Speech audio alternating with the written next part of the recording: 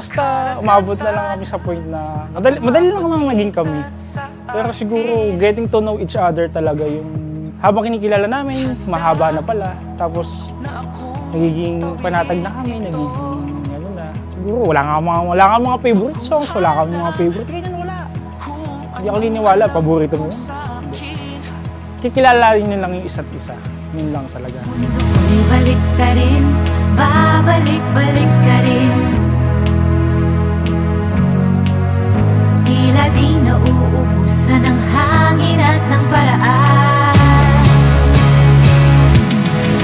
Lampunin man ng alon, handa ako nalalalamuyin, nalalalamuyin. Tangayin man ng hangin, maligawan na ako, nalalalamuyin, nalalalamuyin. Lala, lala, nalalalamuyin, lala, lala, nalalalamuyin, lala, lala, nalalalamuyin.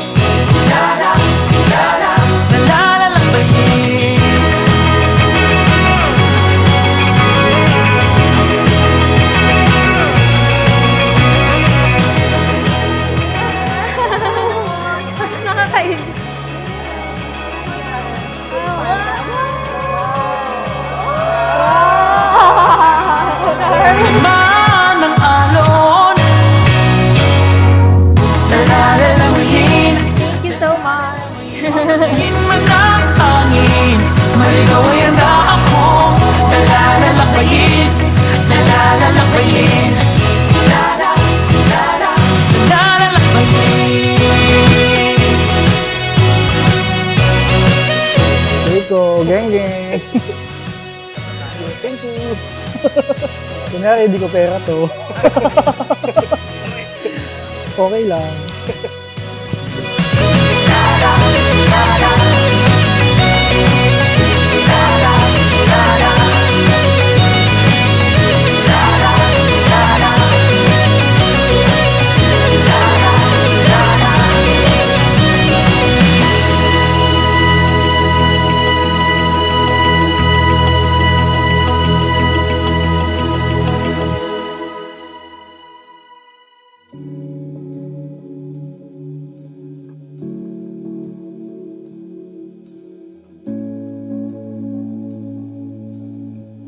Kadalasan, ito po ang nagiging problema.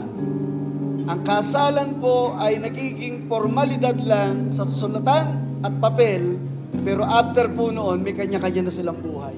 Hindi yun ang design ng kasalan. Ang design ng Diyos sa kasalan, pagkatapos ng araw na ito, na kayo ay ikasal ng Panginoon, ang ibig sabihin, magkasama na kayo palagi. Hello, Be. Thank you so much kasi hindi ka nagsasawa na suyuin ako, and thank you sa mga pagmamahal na binibigay mo sa akin sa loob ng 9 years, and hindi ka sumuko. Ganon din naman ako.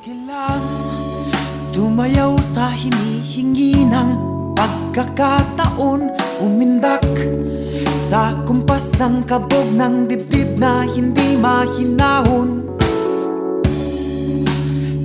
Tatlong bagay po ang makikita po natin sa kapahayagan po nito patungkol po sa kasalan.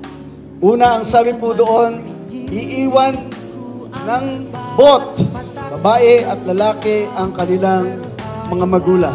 Hindi ibig sabihin noon, Aren and Eliza, ay wala na kayong pakialam sa parents nyo. Alam ng parents nyo kung ano ang mangyayari sa araw na ito. After ng kasalan, alam nila na kayo ay pipisan sa kanila. Ibig sabihin lang ay bubuo kayo ng sarili nyong pamilya. Gusto ko itang manilala, hindi lang dahil sa pangalan, kundi kung anong meron sa'yo na hindi mawala sa isip ko. Alam ko sa sarili ko na ikaw na yung forever ko. Pinaramdam mo sa akin na kung ano ibig sabihin ng saya, kilig, inis, lungkot. Pero ang pinaka-the best na pinaramdam mo sa akin, ay tinanggap mo ako kung sino ako at minahal mo ako ng siksik, liglig at humaapaw. Kung saan ka nakatingin, abot kamay, abot tanaw, pero di makagalaw.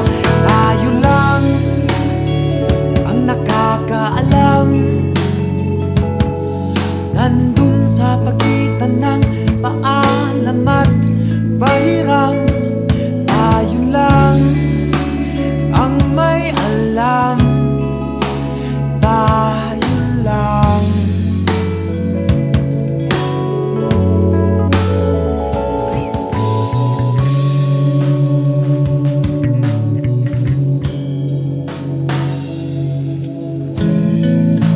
Thank you, God, for giving a partner na family-oriented.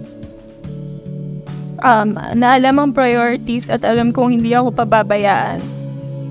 I can't wait to spend the rest of my days with you. I love you.